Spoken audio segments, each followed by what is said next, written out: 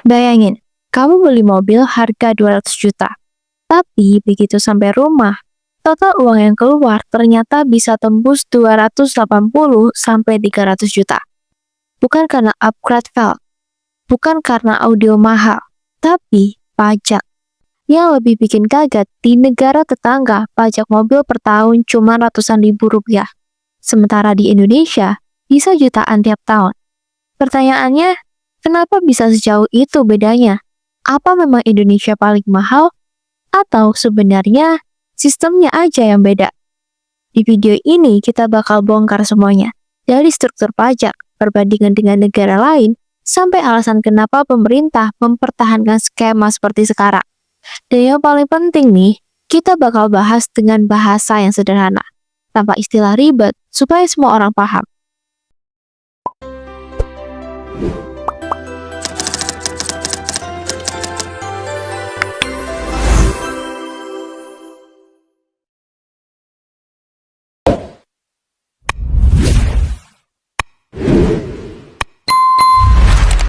Mobil bukan lagi barang mewah bagi banyak orang.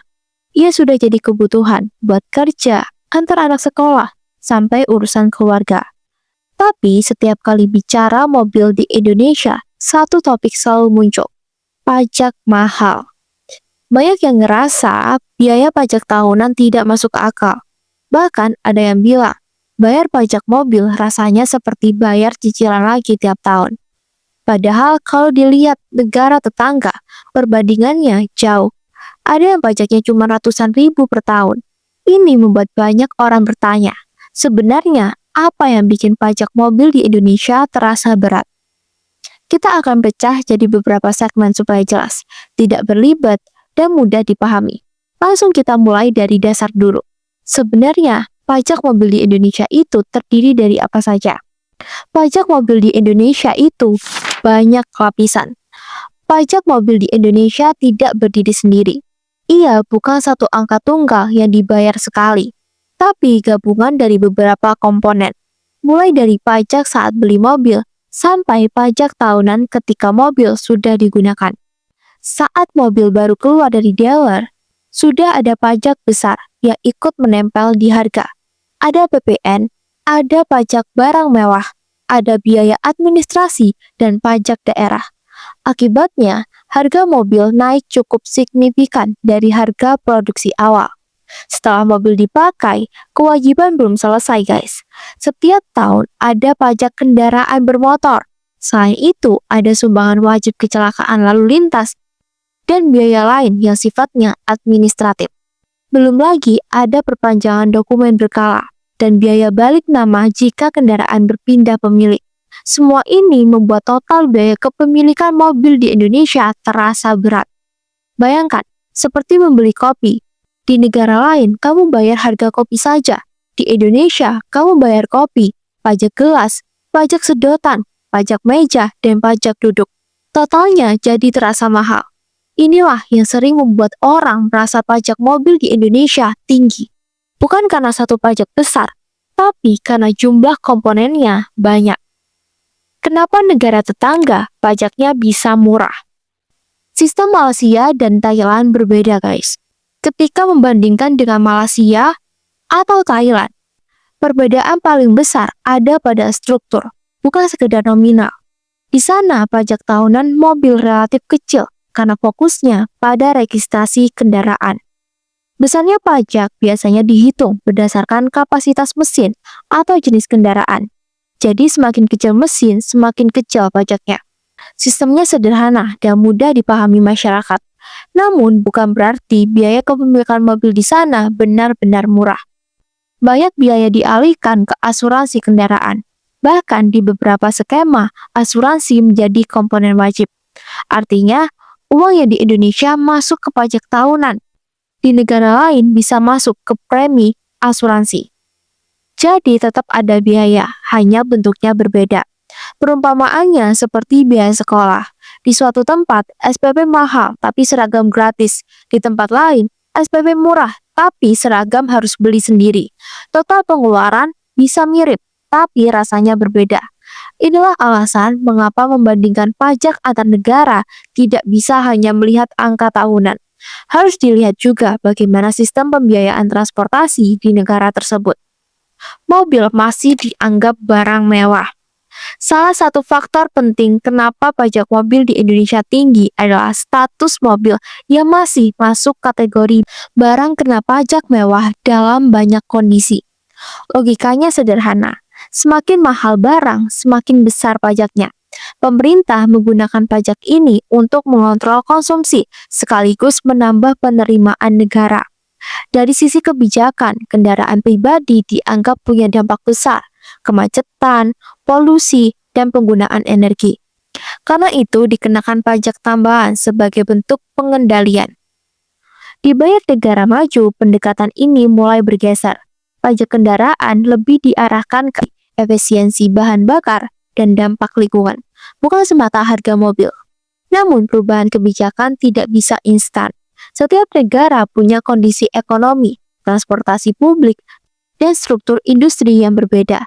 Jadi bukan semata pemerintah ingin mahal, tapi ada faktor kebijakan fiskal, infrastruktur, dan arah pembangunan yang mempengaruhi. Pajak tinggi tidak selalu berarti sistem buruk. Sering muncul anggapan bahwa pajak kendaraan tinggi adalah hal negatif. Padahal dari sisi negara, pajak kendaraan menjadi salah satu sumber pendapatan daerah yang penting.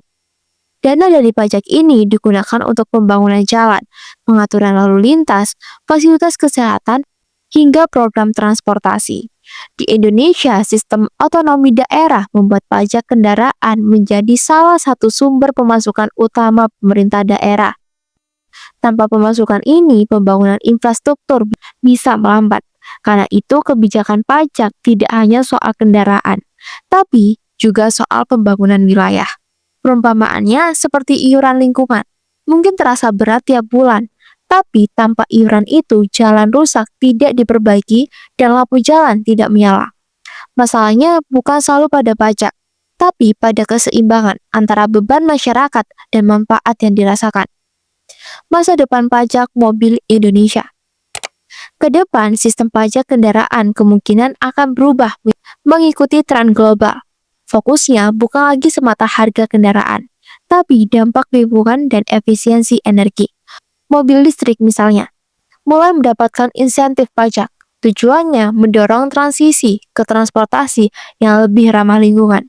Selain itu, digitalisasi sistem pajak juga terus dikembangkan supaya lebih transparan, mudah dibayar, dan tidak membingungkan masyarakat. Pemerintah juga dihadapkan pada dilema, menjaga penerimaan negara tapi juga menjaga daya beli masyarakat.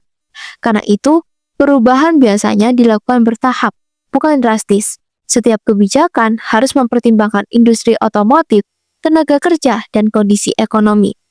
Artinya, sistem pajak mobil Indonesia kemungkinan tidak akan sama selamanya. Ia akan berubah mengikuti kebutuhan zaman. Jadi, kenapa pajak mobil di Indonesia terasa mahal? Jawabannya bukan satu hal. Ada struktur pajak berlapis, status kendaraan sebagai barang kena pajak mewah, kebijakan daerah, hingga strategi pembangunan negara. Sementara negara lain memilih sistem berbeda. Pajak tahunan kecil, tapi biaya asuransi dan registrasi lebih besar. Pada akhirnya, setiap negara punya cara sendiri mengatur transportasi dan penerimaan pajaknya. Yang penting adalah transparansi, keadilan, dan manfaat yang dirasakan masyarakat. Kenapa harga mobil Indonesia ikut naik karena pajak? Pajak mobil di Indonesia tidak hanya terasa saat bayar tahunan, tapi sudah terasa sejak pertama kali membeli mobil. Harga yang kita lihat di showroom bukan murni harga kendaraan, melainkan harga setelah berbagai pajak dimasukkan. Saat mobil keluar dari pabrik, nilainya jauh lebih rendah. Namun setelah ditambah PPN, pajak barang mewah, biaya distribusi, dan pajak daerah, harga bisa melonjak signifikan sebelum sampai ke konsumen.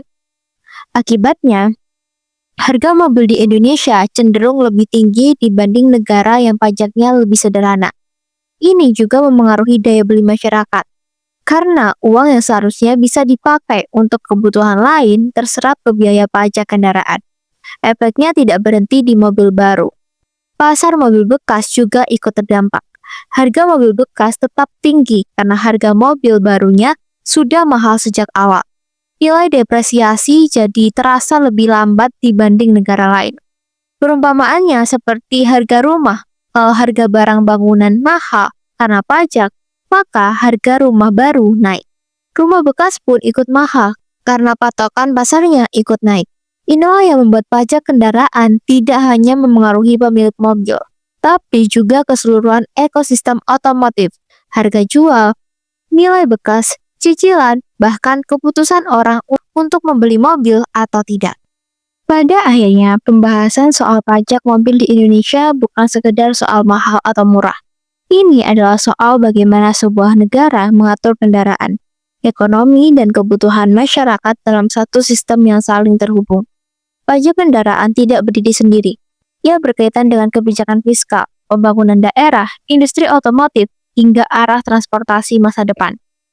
Banyak orang merasa pajak mobil berat karena dampaknya terasa langsung di dompet. Dibayar tiap tahun, jumlahnya tidak kecil, dan kadang terasa seperti beban tambahan setelah membeli kendaraan. Perasaan itu wajar karena memang biaya kepemilikan mobil di Indonesia relatif besar dibanding beberapa negara lain. Namun, jika dilihat lebih dalam, sistem yang ada dibentuk dari berbagai pertimbangan, penerimaan negara, pengembalian jumlah kendaraan, pembangunan infrastruktur, hingga pemerataan ekonomi daerah. Semua ini membuat kebijakan pajak tidak bisa hanya dilihat dari sisi angka saja. Di sisi lain, perbandingan dengan negara lain juga membuka perspektif baru. Ada negara yang pajaknya kecil, tapi biaya asuransi besar. Ada yang pajaknya ringan, tapi biaya registrasi tinggi. Ada juga yang fokus pada pajak emisi dan lingkungan. Setiap negara punya pendekatan berbeda sesuai kondisi masing-masing. Yang penting bagi masyarakat bukan hanya besar kecilnya pajak, tapi apakah manfaatnya terasa, jalan yang lebih baik, transportasi yang lebih aman, sistem yang lebih transparan, dan pelayanan yang lebih mudah adalah hal yang diharapkan sejalan dengan pajak yang dibayar. Ke depan, perubahan hampir pasti terjadi. Dunia otomotif sedang bergeser. Kendaraan listrik, teknologi efisien energi, hingga konsep mobilitas berbagi mulai berkembang. Sistem pajak pun lambat laun akan menyesuaikan arah ini. Mungkin suatu saat pajak kendaraan tidak lagi berbasis harga mobil, tapi berbasis emisi, penggunaan jalan, atau teknologi kendaraan. Ini sudah mulai terlihat di beberapa negara dan bukan tidak mungkin akan diterapkan lebih luas di masa depan. Bagi kita sebagai masyarakat, memahami sistem ini penting agar tidak hanya melihat pajak sebagai beban, tapi juga melihat alasan di baliknya. Dari situ, diskusi publik bisa terasa sehat, berbasis data, dan tidak sekedar asumsi, karena pada akhirnya kendaraan bukan hanya soal gengsi atau kebutuhan pribadi. Ia bagian dari sistem besar, ekonomi bergerak, orang bekerja, distribusi berjalan, dan kehidupan sehari-hari terus berlangsung. Jadi, ketika membahas pajak mobil, kita sebenarnya sedang membahas sesuatu yang jauh lebih besar, tentang bagaimana negara dan mobilitas hidup berdampingan.